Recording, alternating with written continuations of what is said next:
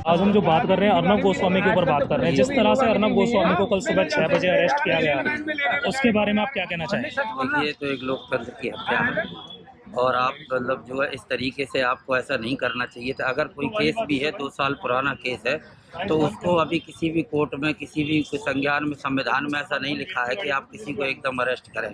पहली बात।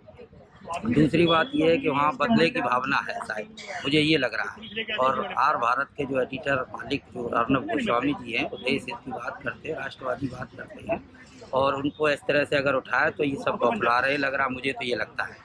और दूसरी बात ये है कि किसी और का दबाव है या क्या है, कहाँ से है, समझना चाहिए। उद्धव ठाकरे की जो इज्जत अभी जो प्राप्त हुई है उनको, वो सब बाला साहब ठाकरे के द्वारा प्राप्त हुई है, तो उनका भी ध्यान में रखना है और अपने आगे के 5 साल भी बचा के रख रहे हैं, तो जिस तरह से हम सरकार को चला सकें। अगर इस तरह से घटना होती नहीं, क्या पता केंद्र सरकार के द्वारा राष्ट्रपति शासन लग गया, फिर आप क्या करेंगे, आगे कैसे करेंगे? तो इस तरह से आपको सोचना पड़ेगा, समझना पड़ेगा। अर्नब गोस्वामी जो हैं इतने मतलब वो नहीं है, लेकिन मौका देख के आपको अरेस्ट करना है। अगर कोई किसी पर केस लगाना भी है तो आपको पहले पता करना है, क्लियर पता करना, तब जाके ऐसे कोई कदम उठाना है। अगर इस तरीके का ऐसा होगा तो ये आपके लिए गलत होगा और इसमें एक तानाशाही वाली बात हो जाएगी। फिर इसमें कई सवाल उठेंगे। ऐसे बहुत सारे केस हुए हैं जिसमें देखो आपने कंगना का ही घर गिरवा दिया था, तो वो मतलब जो है आप कोशिश करें कि आप पूरी तरह से तैयारी करें। पहले तो पक्ष देखें क्या है, क्या वो है। आप बदले की भावना, अब आपने इस तरीके से अर्नब को उठाया, अब अर्नब को उठाया, देश का मूड चेंज हो रहा है, देश का मूड बदल रहा, देश की जनता आपको ही गालियां दे रही है। महाराष्ट्र के ही लोग महाराष्ट्र सरकार को गालियां दे रहे हैं, मराठी की बात मराठी भी दे रहे हैं। ऐसा नहीं है कि उत्तर प्रदेश के और एमपी के, बिहार के, नॉर्थ इंडिया के लोग वहाँ रहते वो कह रहे हैं, मराठी के शब्द है कि आपको लोग और ताने मार मतलब गलत बता रहे हैं। तो ये गलत है। अर्नब की जमानत हो जाएगी और ज़रूर होगी, क्योंकि सच्चाई उसके साथ है, सच्चाई बोलता है वो, सच्चाई दिखाते हैं वो। तो पूरा देश अर्नब के साथ है और ये नहीं है कि पूरी जनता उनके साथ है। अच्छा, एक बात बताइए, जो भाजपा है, भाजपा के कई बड़े नेताओं ने ट्वीट किया और 1975 के आपातकाल की तरह इसकी तुलना कर दी, उसके बारे में आप क्या कहेंगे? देखो, अब वही बात आ गई ना, फिर इसमें फिर सोनिया जी का नाम आएगा, फिर एनसीपी का भी आएगा इसमें। फिर इसको कोई गड्डी और चला रहा है, रोटी कोई और सेक रहा है, किसके लिए सेक रहा है? अभी चक्कर ये है, आपको पत्रकार महोदय हम ये बताएं कि उद्धव जी को अपने आप को बचाना है और अपने बच्चे को बचाना है। और तीसरी बात ये, ड्रग्स माफिया को बचाना है, जो खान गैंग को बचाना है, भट्ट कैंप को बचाना है, जौहर कंपनी को बचाना है। तो उनके ऊपर कई जिम्मेदारियां आ गई हैं, क्योंकि पैसा इतना ले रखा है, खा रखा है। तो वो इस प्रकार से मतलब जो है उद्धव सरकार, मुझे नहीं लगता है कि 5 साल पूरी चला पाएंगे, कहीं राष्ट्रपति शासन न लग जाए। और दूसरी बात, ये कोई सच्चाई की लड़ाई नहीं है इनकी, ये बौखलाहटपन की है, बदले की भावना है। संविधान में ऐसा नहीं लिखा है। आप 90% हैं, कानून आपका, व्यवस्था आपकी, संविधान आपका, और संविधान में ऐसी धाराएं दे दी गई हैं लोगों के लिए, जो 20-25 धारा तो ऐसी हैं जो हमारे लिए ही गले में सांप बने घूम रही हैं, लटकती फिर रही हैं। तो इस प्रकार से मुख्यमंत्री जी से मैं यही कहूँगा कि ये फैसला आपने उठाया, ये गलत उठाया और आपने अपने लिए ही, आप जो कदम आपने अर्नब के लिए उठाया वही कदम आपके लिए केंद्र सरकार उठाएगी। जी, मेरा अंतिम क्वेश्चन आपसे ये है कि जिस तरह से आप देख रहे हैं उद्धव ठाकरे की सरकार में जो बौखलाहट, जैसे आपने कहा कि वो साफ नज़र आ रही है, जी, पर एक चीज़ ये बताइए कि मीडिया पे इस तरह से पाबंदी लगा देने से क्या मुद्दे खत्म हो जाएंगे? देखिए, चौथा स्तंभ है मीडिया, कहा गया है ना, न्यायपालिका, कार्यपालिका और मतलब जो है विधायिका, उसके बाद चौथा स्तंभ मीडिया। और पत्रकारों पे इंदिरा गांधी के ज़माने में स्वतंत्रता चली आ रही है पत्रकारों पे, आज से थोड़ी है, पत्रकार स्वतंत्र है। और बाल साहब ठाकरे ने खुद कहा था, मुंबई के अंदर कहा था कि पत्रकार हमारा स्वतंत्र रहेगा।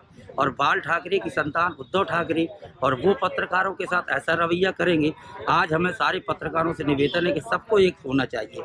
जो बड़े बड़े चैनल हैं वो चुपचाप बैठे हुए हैं, बड़े बड़े जो हैं वो चुपचाप बैठे हुए हैं। किसी दिन उन पे भी इस तरह की स्थिति आ सकती है, तो वो गलत सोच रहे हैं। वो ये सोच रहे हैं कि हम बच जाएंगे, हमें बचाने वाले कोई और है।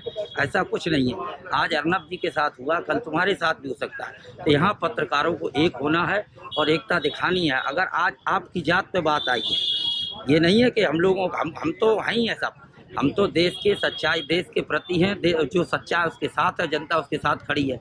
और जो नेता, अभिनेता या कोई भी हो, अगर वो अपनी अनावनी और कुछ दिखाता है तो जनता उसको जवाब दे देती है, और हमेशा देती चली आई है। 47 से लेकर अब तक यही रिकॉर्ड है।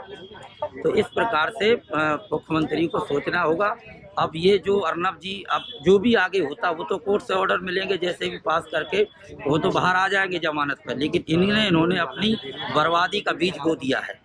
आज हमारा जो आपसे प्रश्न है कि मीडिया की जो स्वतंत्रता है उसको किस तरह से दबाया जा रहा है, कल हमने देखा थोड़ा सा अर्नब गोस्वामी को किस तरह से अरेस्ट किया गया सुबह 6 बजे, उसके ऊपर आप क्या कहना चाहेंगे? पहली बात तो मीडिया को ये समझने की जरूरत है कि मीडिया को दबाया जा रहा है, ये परसेप्शन जो लोगों के जहन में डाल दी गई है। अर्नब गोस्वामी किस आरोप में गए हैं ये पहले लोगों को जानना होगा। ना ही वो किसी मीडिया के दबाव में, ना ही कोई किसी तरह के डिबेट में, इस तरह की कोई आरोप है ही नहीं। वो एक दूसरे मसले में उनको गिरफ्तार किया गया है जो पुराने मसले हैं, और मुझे लगता है कि सारे लोगों के जहन में ये जानकारी हो चुकी है। लेकिन महत्वपूर्ण विषय ये है कि जिस तरह से सुबह में उनके घर में पहुंच करके और महाराष्ट्र पुलिस ने जो जांच की वह एक्सेप्टेबल नहीं है, वो गलत है, उसका विरोध होना चाहिए। क्योंकि अर्नब गोस्वामी सबके बावजूद उस श्रेणी के पत्रकार में से आते हैं, जब उन्हें पुलिस ने, सीबीआई ने जहां जिस वक्त तलब किया वो हाजिर हुए और कभी भी उन्होंने आदेश की नाफरमानी नहीं की। तो ये कोई मेहुल चौकसी तो थे नहीं, ये कोई नीरव मोदी तो थे नहीं कि जैसे फरार होने वाले थे। तो कानून को कानूनन कदम बढ़ाने की जरूरत थी ताकि एक मैसेज जाए कि आप बैलेंस अपनी भूमिका निभा रहे हैं। लेकिन कल जो सुबह में हुआ और लोगों ने देखा, उससे ये मैसेज गया कि अर्नब गोस्वामी यदि गलत कर रहे थे तो महाराष्ट्र पुलिस ने भी 2 कदम आगे बढ़ के गलती की। जी नहीं, मेरा ये है कि अगर आप देखें जो इशू उठाया गया, जो उनका सुसाइड वाला इशू जो चल रहा है, उसको अभी क्यों उठाया गया? लोग कह रहे हैं कि बदले की भावना से ये कार्रवाई की जा रही है। इसीलिए मैंने कहा कि जो अभी तक जो सिस्टम आप देख पा रहे हैं या एक आम आदमी समझ पा रहा है, उसको यही लग रहा है कि वाकई ये बदले की भावना ही है। चूँकि मैंने कहा कि यदि क्लोजर रिपोर्टर दे दिया गया था उस मामले में, उसको बंद कर दी गई थी, तो उसको एक कानूनन उसको फिर रीओपन करने की बात होनी चाहिए थी। उसके आधार पर इनको सम्मन भेजते या इनको सूचना देते। मैंने कहा कि एक आम आदमी से गलतियां होती हैं और उनसे गलती हो सकती है, लेकिन जब कानूनी रूप से कोई कानून का रखवाला या प्रशासनिक आदमी कदम उठाता है तो उससे हम ये उम्मीद रखते हैं कि वो कम से कम पूर्वाग्रह से ग्रसित होकर नहीं, वो कम से कम किसी भावना में बह के कदम नहीं उठाए, कानून सम्मत ही वो काम करे। लेकिन ऐसा दिखाई दे रहा है कि महाराष्ट्र पुलिस ने जाति की है, जल्दीबाजी की है। लेकिन इससे यह भी सिद्ध नहीं होता कि अर्नब ने जिस तरह से महाराष्ट्र पुलिस या महाराष्ट्र सरकार को टारगेट में लेकर के पिछले कुछ महीनों की बात कर रहे हैं, दिनों की बात नहीं, महीनों में जो कुछ उन्होंने किया है वह भी एक पत्रकार के लिए शोभा नहीं देता।